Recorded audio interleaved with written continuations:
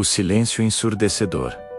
Quando as profecias ecoam no vazio do tempo. Imagine por um momento que você está diante de um quebra-cabeças de 3.000 anos, onde cada peça revela não apenas o passado, mas sussurra segredos sobre o futuro da humanidade. Agora imagine que esse quebra-cabeças está sendo montado diante dos nossos olhos. A por P, a notícia por notícia. Conflito por conflito. Esta não é ficção científica, nem conspiração. Esta é a realidade profética de Ezequiel capítulos 38 e 39. E o silêncio ensurdecedor, que ecoa sobre Israel, pode ser o som mais perturbador que você jamais ouviu. Ezequiel, o sacerdote tornado profeta no cativeiro babilônico, recebeu visões que transcenderam seu tempo e alcançaram o nosso. Entre as águas do rio Quebar, há aproximadamente 2.600 anos. Ele contemplou uma cena que faria qualquer analista geopolítico moderno perder o sono. Uma coalizão massiva de nações marchando contra Israel em seus últimos dias. Mas aqui está o que mais inquieta os estudiosos contemporâneos da Escritura. O silêncio absoluto mencionado na profecia não se refere apenas ao mundo que observa, mas ao próprio Israel, diante do inevitável. A profecia de Gog e Magog, como é conhecida, apresenta um cenário onde Israel vive em segurança, sem muros nem ferrolhos, quando uma tempestade profética se forma no horizonte. O texto hebraico usa a expressão Yosebet Labetat, que significa, literalmente, habitando em confiança. Mas que tipo de confiança é esta? Os teólogos reformados como John MacArthur e estudiosos dispensacionalistas como Charles Ryrie têm debatido intensamente se esta segurança é militar, diplomática ou espiritual. Alguns sugerem que Israel experimentará um período de paz sem precedentes, talvez mediado por alianças estratégicas ou acordos de normalização que já vemos emergindo no Oriente Médio. Mas é o silêncio que mais intriga. Ezequiel 3:8 e 13 revela uma passividade perturbadora. Sabá e Dedã e os mercadores de Tarsis, com todos os seus leizinhos, te dirão: porventura vens tu para tomar o despojo? Esta não é uma declaração de apoio militar a Israel, mas uma mera pergunta retórica. O mundo observa, questiona, mas não age. Este silêncio internacional ecoa de forma assombrosa em nossa época, onde vemos repetidamente a comunidade internacional limitando-se a expressar preocupação diante de crises que deveriam mobilizar ações decisivas. A filosofia da história nos ensina que os grandes eventos raramente acontecem de forma isolada. O filósofo alemão Georg Wilhelm Friedrich Hegel observou que a história avança através de teses, antíteses e sínteses dialéticas. Na profecia de Ezequiel, vemos uma tese clara: Israel restaurado em sua terra. A antítese surge na forma da coalizão de Gog. Mas qual será a síntese? Segundo o próprio texto profético, será a manifestação sobrenatural da glória de Deus diante das nações, estabelecendo um novo paradigma de reconhecimento divino na história humana. Os estudiosos bíblicos modernos identificam na lista de nações mencionadas por Ezequiel uma geografia que corresponde assombrosamente ao cenário geopolítico atual. Magog, Meseque, Tubal, Pérsia, Cush, Put, Gomer e Togarma formam um arco que abrange desde a Rússia e suas repúblicas asiáticas até o Irã, passando pela Turquia e nações africanas. O Dr. Mark Hitchcock, em seus estudos sobre profecia bíblica, observa que pela primeira vez na história moderna, todas essas nações têm capacidade militar significativa e, mais importante, motivação ideológica ou econômica para tal coalizão. Mas voltemos ao silêncio de Israel. Este aspecto da profecia talvez seja o mais desconcertante para a mentalidade militar israelense moderna. Israel, conhecido por suas ações preventivas, sua doutrina militar proativa e sua capacidade de inteligência sem paralelos, permanece em silêncio diante da tempestade que se forma. Ezequiel 3:8 e 16 revela que Deus mesmo traz esta coalizão contra a minha terra, sugerindo uma soberania divina que transcende estratégias humanas. Israel não responde porque não pode responder, ou porque não deve responder. A teologia reformada oferece uma perspectiva fascinante sobre esta questão. João Calvino, em seus comentários sobre Ezequiel, sugeria que há momentos na história onde Deus escolhe demonstrar seu poder através da aparente fraqueza de seu povo. O silêncio de Israel pode representar não incapacidade, mas confiança absoluta na intervenção divina. Esta interpretação ganha força quando observamos que a vitória sobre a coalizão de Gog não vem através de estratégia militar israelense, mas através de intervenção sobrenatural direta.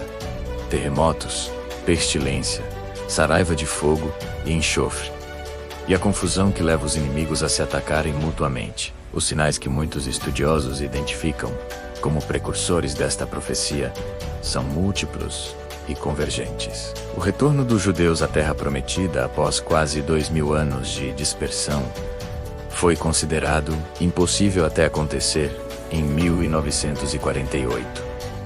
A transformação de Israel de um deserto desolado em uma potência tecnológica e agrícola cumpre literalmente a profecia de que a terra desolada se tornaria como o jardim do Éden. A descoberta de vastas reservas de gás natural e petróleo em território israelense fornece o despojo mencionado na profecia como motivação para a invasão. Mais intrigante ainda é o alinhamento geopolítico atual. A aliança crescente entre Rússia, Ir e Turquia, nações claramente identificáveis na lista de Ezequiel, era impensável durante a Guerra Fria. Quando Rússia e Turquia estavam em campos opostos da OTAN, hoje vemos não apenas cooperação, mas coordenação militar ativa no Oriente Médio.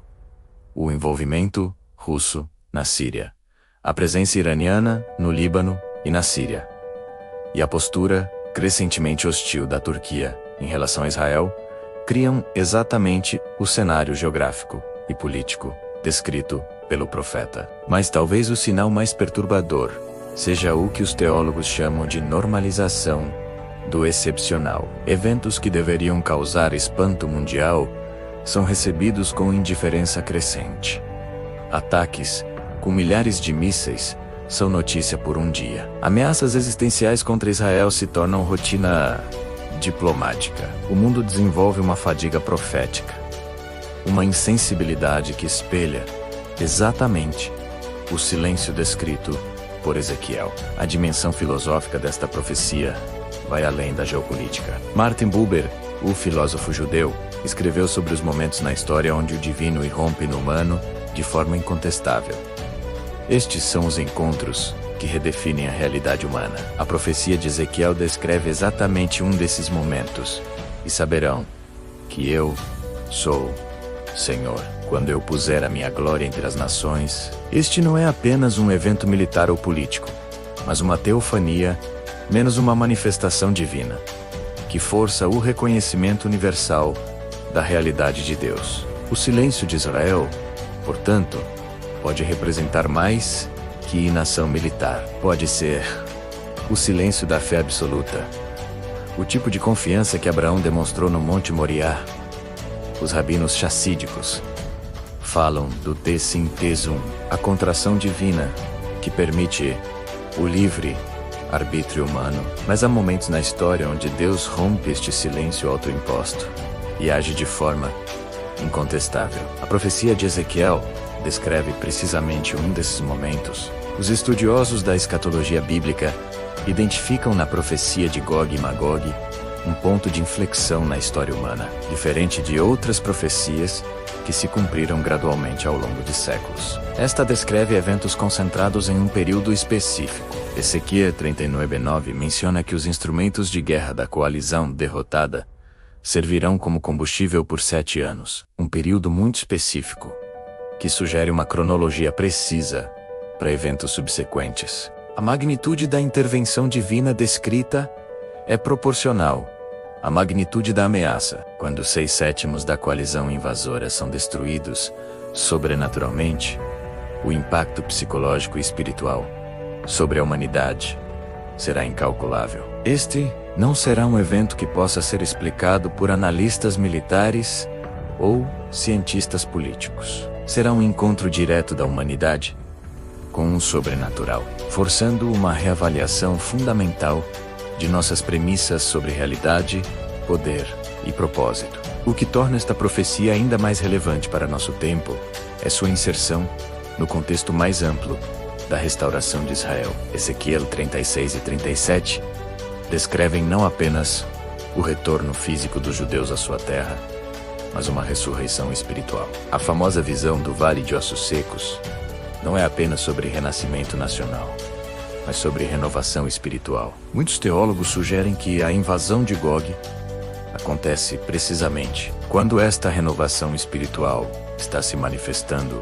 em Israel. O timing divino revelado na profecia é perfeito em sua ironia. No momento em que Israel finalmente encontra segurança e prosperidade, quando suas defesas estão baixas e sua confiança está alta, vem a maior ameaça de sua história moderna. Mas é precisamente neste momento de vulnerabilidade aparente que Deus escolhe demonstrar seu poder protetor de forma incontestável. Para nós que vivemos nesta geração, a profecia de Ezequiel 38-39 serve como um lembrete solene de que a história humana tem propósito e direção. Não somos produtos do acaso cósmico, navegando em um universo sem significado. Somos participantes de um drama épico, onde cada cena foi antecipada, cada ato foi planejado e o final já foi determinado.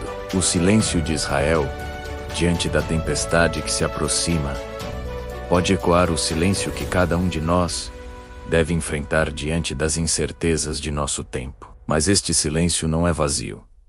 É prenhe de expectativa, carregado de fé, saturado de esperança na fidelidade daquele que prometeu nunca abandonar nem desamparar os seus. Chegou a hora de você decidir.